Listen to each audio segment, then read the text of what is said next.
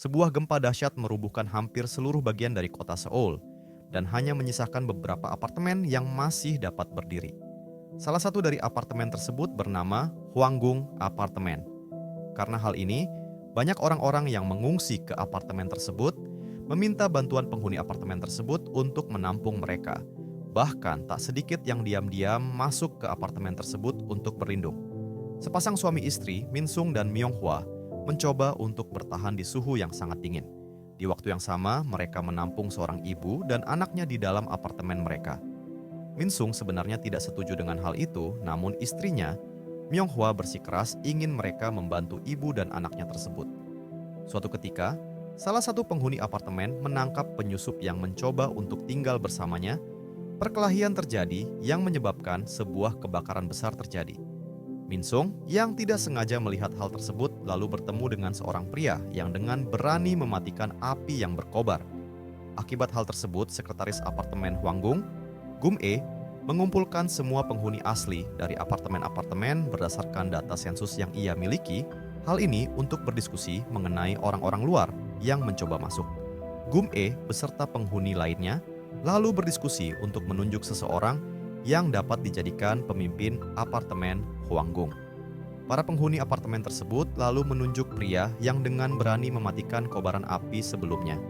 Ia lalu memberitahukan namanya adalah Yong-tak. Gum-e melihat namanya di buku yang ia miliki dan memutuskan agar Yong-tak menjadi pemimpin apartemen Hwanggung. Mereka lalu melakukan voting mengenai nasib penyusup dan pengungsi apartemen Hwanggung. Hasilnya memperlihatkan jika mayoritas dari penghuni asli apartemen Hwanggung ingin mereka keluar dan mencari tempat lain. Mereka akhirnya mencoba untuk mengusir pengungsi dari apartemen mereka. Tak terima dengan hal tersebut, para pengungsi meminta penjelasan dan memaksa masuk. Hal ini membuat Yong-tak terluka. Akhirnya, dengan tegas Yong-tak mengusir mereka dari apartemen Hwanggung. Melihat hal ini, Myung Hwa merasa kasihan dengan para pengungsi, terutama dengan ibu dan anak yang tinggal bersama mereka. Setelah mereka berhasil mengusir para pengungsi, Gum-e dan Yong-tak memutuskan untuk menata kembali apartemen Hwanggung. Yong-tak mengajak Min Sung untuk ikut menata ulang apartemen Hwanggung. Ketika sedang berdiskusi, salah satu penghuni apartemen asli yang bernama Do-kyun masih tidak terima dengan pengusiran tersebut dan memutuskan untuk keluar dari forum diskusi. Mereka lalu memutuskan untuk membuat peraturan-peraturan untuk apartemen Hwanggung. Mulai dari bagaimana cara mereka membagikan makanan dan minuman, hingga cara buang air yang dapat menghemat pasokan air bersih mereka. Selain itu, mereka juga membuat pasukan khusus yang mencari di antara reruntuhan bangunan yang tersisa. Hari-hari berlalu, sembari mereka terus mencari persediaan makanan yang tersedia di antara reruntuhan bangunan. Pada suatu malam, Myung Hwa berjalan menuju kamar apartemennya. Secara tiba-tiba, seorang anak kecil menyapanya dari kejauhan. Ternyata anak kecil itu adalah pengungsi yang pernah mereka tampung sebelumnya. Myung Hwa mencoba menghubunginya menggunakan walkie-talkie yang pernah ia berikan. Ternyata sebagian dari pengungsi berhasil bersembunyi dengan Do-kyun. Di kemudian hari, para pasukan khusus yang mencari pasokan makanan berhasil menemukan sebuah minimarket di antara reruntuhan bangunan. Ketika mereka mencoba untuk mengambil bahan makanan, pemilik minimarket tersebut lalu mengancam mereka agar tidak menjarah di minimarketnya. Ia menyodongkan senapan ke salah satu anggota pasukan khusus mereka. Yong-tak sebagai seorang pemimpin pasukan langsung bertindak dan menyuruh mundur pasukannya. Min Sung yang secara diam-diam menyelinap dari belakang lalu memukul pemilik minimarket, namun ia memberontak. Tak terima salah satu anggotanya hampir terbunuh, Yong-tak lalu memukul pemilik minimarket itu hingga terluka sangat parah, lalu menjarah minimarketnya. Ketika mereka akan pulang kembali, Min Sung melihat jika pemilik minimarket itu ternyata mempunyai 2 orang anak. Mereka sangat bersedih dengan apa yang terjadi dengan ayah mereka. Setelah pulang, penghuni-penghuni apartemen Hwanggung membuat sebuah pesta besar karena pasokan makanan yang mereka berhasil dapatkan. Ketika sedang berpesta, tiba-tiba seorang gadis remaja datang ke apartemen Hwanggung. Ia lalu memberitahukan namanya adalah Hye-won dan ia beserta ibunya tinggal di apartemen tersebut bersamanya. Setelah diperiksa, ternyata gadis itu tinggal di sebelah apartemen Yong-tak. Gum-e lalu menanyakan apakah ia mengenal Yong-tak. Hye-won lalu menjawab tidak. Setelah itu pesta berlanjut, Yongtak menyumbangkan sebuah lagu untuk menutup pesta mereka. Ternyata Yongtak bukanlah penghuni asli apartemen itu. Namanya pun sebenarnya bukan Yongtak. Nama aslinya adalah Sobom. Ia merupakan salah satu korban penipuan dari Yongtak yang sebenarnya. Yongtak menjual rumahnya kepada Sobom, tetapi tidak ada surat resmi yang terbit sehingga Sobom tidak bisa tinggal di rumah yang ia sudah bayar. Yongtak tetap bersikeras jika ia tidak bersalah, bahkan menyebut Yongtak bodoh karena sangat naif. Tak terima dengan hal tersebut, Sobom akhirnya membunuh Yongtak di depan neneknya. Setelah membunuhnya, gempa yang dahsyat pun terjadi. Hingga sekarang tidak ada seorang pun yang tahu mengenai identitas Sobom yang sebenarnya. Keesokan harinya, saat pembagian makanan terjadi keributan. Salah satu penghuni apartemen tidak terima dengan banyaknya porsi yang diberikan kepada pasukan khusus. Ia lalu menuduh jika pasukan khusus tersebut membunuh orang-orang, termasuk orang tua dan anak kecil untuk mencari pasokan makanan. Tak terima akan hal tersebut, Gum-e murka karena ia tidak terima akan tuduhan tersebut. Ia mengatakan jika anaknya juga hampir dibunuh ketika sedang mencari pasokan makanan. Myonghwa tidak sengaja mendengar hal tersebut dan bertanya kepada suaminya, Minsung, apakah mereka membunuh orang lain dan mengambil secara paksa pasokan makanannya? Minsung mengatakan jika di salah satu insiden yang terjadi, mereka hanya melukai seseorang, tidak membunuhnya. Mendengar hal tersebut, Myonghwa menyuruh Minsung agar berhenti dan tidak ikut ketika pasukan khusus sedang mencari pasokan makanan. Ia memberitahukan Minsung jika ia terus melakukan hal tersebut tidak baik untuk kebaikannya sendiri. Myonghwa lalu pergi ke apartemen Dokyun. Ia memberikan sebuah pot bunga. Hal ini dilihat oleh Sobom. Di waktu yang sama, ia menunggu Haewon. Ia ingin memasangkan alat pemanas di apartemen Haewon, namun sebenarnya ia mengancamnya karena Sobom berpikir hanya Haewonlah yang mengetahui identitas palsu Yongtak yang ia gunakan. Haewon lalu pergi ke tempat perawatan. Di sana ia bertemu dan diobati oleh Myonghwa. Haewon bersitegang dengan penghuni apartemen lainnya. Akhirnya Myonghwa mencoba untuk menenangkannya. Haewon lalu memberitahukan Myonghwa jika Sobom bukanlah Yongtak yang sebenarnya. Myonghwa bingung, namun sebelum sempat menanyakan lebih lanjut dengan Haewon, seorang penyusup membunuh salah satu penghuni apartemen tersebut. Melihat hal ini, Sobom menyuruh anggotanya untuk memperketat penjagaan apartemen Hwanggung. Ketika malam tiba, Dokyun sedang asik makan malam bersama beberapa pengungsi yang tinggal di apartemennya. Tiba-tiba Sobom datang dan menggeledah apartemennya. Ia menemukan pengungsi yang Dokyun tampung dan memaksanya keluar.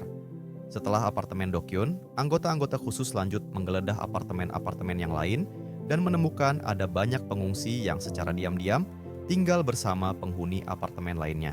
Minsung terlihat sangat bingung dan bertanya kepada Sobom apa yang sebenarnya sedang terjadi. Sobom lalu memberitahukan Minsung untuk bertanya kepada istrinya. Minsung lalu bertanya kepada istrinya dan memarahinya karena ia menganggap kebaikannya berada di waktu yang salah. Istrinya menganggap jika tidak ada yang salah dengan apa yang ia lakukan. Dia juga mengatakan jika Yongtak adalah penghuni yang palsu, ia hanyalah seseorang yang menggunakan identitasnya. Minsung tidak percaya akan hal ini. Ia segera memohon dan meminta maaf kepada Sobom karena takut akan diusir olehnya. Sobom memberikannya satu kesempatan yang terakhir. Minsung akhirnya tanpa rasa belas kasih menggeledah satu persatu kamar. Setelah semua pengungsi berhasil dikumpulkan, Sobom lalu memaksa mereka dan penghuni apartemen yang menyembunyikan mereka melakukan permintaan banyak sebanyak 200 kali. Tiba-tiba Dokyun naik ke dinding pembatas apartemennya. Ia mengatakan jika perlakuan yang mereka itu tidak benar, mereka seharusnya tetap menolong pengungsi itu terlepas apa yang sedang terjadi. Dia lalu melompat dan jatuh di depan Myonghwa. Semua orang yang melihat hal itu kaget. Setelah semua keadaan kembali normal, gempa kecil terjadi dan membuat sumber air keluar dari reruntuhan. Warga apartemen Hwanggung pun menjadi senang karena adanya hal tersebut. Ketika semua warga sedang bersenang-senang, Myonghwa bertanya kepada Haewon siapa Yongtak yang sebenarnya. Haewon lalu bercerita jika paket Yongtak pernah tercecer ke apartemennya sehingga ia harus memberikannya kembali. Ia lalu bertemu dengan Yongtak yang sebenarnya, bahkan sempat menerima catcalling yang membuatnya jijik. Myonghwa lalu berpikir di manakah Yongtak yang sebenarnya itu. Keesokan harinya Gum-e menanyakan stok makanan mereka yang sudah menipis kepada Sobom. Ia memaksa Sobom untuk mencarinya lagi. Sobom dengan marah akhirnya memutuskan untuk melakukan pencarian bersama anggota khusus lainnya. Melihat Yongtak pergi mencari makanan, Myonghwa dan Haewon menyelinap masuk ke dalam apartemen Yongtak. Mereka lalu bertemu dengan nenek Yongtak dan mencoba bertanya, di manakah Yongtak yang sebenarnya? Sayangnya nenek itu sudah terlalu tua untuk menjawab Myonghwa. Mereka lalu menggeledah apartemennya dan menemukan sebuah kotak. Ketika mereka membukanya, mayat Yongtak berada di situ dalam keadaan membusuk. Di dalam penelusuran Sobom untuk mencari stok makanan, mereka menemukan food court. Ketika mereka mulai akan menjarah tempat tersebut, tiba-tiba mereka dikepung dengan kumpulan orang-orang yang bertahan hidup di tempat tersebut. Karena hal itu terjadi keributan yang membuat beberapa anggota khusus Sobom terluka sangat parah. Mereka akhirnya memutuskan pulang kembali. Sayangnya anggota Sobom yang terluka parah meninggal karena tidak mendapat pertolongan. Salah satu anggota yang mati adalah anak dari Gum-e. Melihat hal ini, Gum-e menyalahkan Sobom atas kematian anaknya. Keributan terjadi antara Yongtak dan Gum-e. Di tengah keributan, Myonghwa mengkonfrontasi Sobom dan menyuruhnya untuk menghentikan semua ini. Sobom menolak karena tidak mau hidup berdampingan dengan pengungsi lainnya. Myonghwa akhirnya membuka rahasia Sobom dan memperlihatkan. Kartu pengenal Yongtak sebenarnya, ia juga memperlihatkan penghuni lain jika Sobom sudah membunuh Yongtak. Kaget akan hal ini semua, penghuni meminta penjelasan kepada Sobom yang hanya bisa terdiam. Minsung lalu berteriak dan menyuruh Sobom untuk menjelaskan hal tersebut. Sobom bersikeras jika dia adalah Yongtak, dia adalah penghuni apartemen itu karena sudah membayarnya. Tak terima dengan penjelasan Sobom, penghuni-penghuni lainnya mencoba untuk mengusir Sobom. Ketika sudah digotong oleh penghuni lainnya, Sobom melihat Hyewon dan mengejarnya. Ia lalu membunuh Hyewon dengan menjatuhkannya ke jurang. Penghuni-penghuni yang lain terdiam melihat Sobom dengan mudah membunuh Hyewon. Minsung akhirnya menondongkan senapan ke Sobom dan memaksanya untuk keluar. Namun Minsung tidak berani melakukan apa-apa sehingga senapannya diambil oleh Sobom. Tiba-tiba segerombolan pengungsi datang menyerang apartemen Hwanggung. Kekacauan akhirnya terjadi. Minsung beserta istrinya, Myonghwa berusaha untuk keluar dari kekacauan tersebut. Ketika mereka mencoba untuk bersembunyi, mereka bertemu dengan pengungsi yang akan menjarah mereka. Minsung akhirnya ditikam, namun dapat diselamatkan oleh Myonghwa.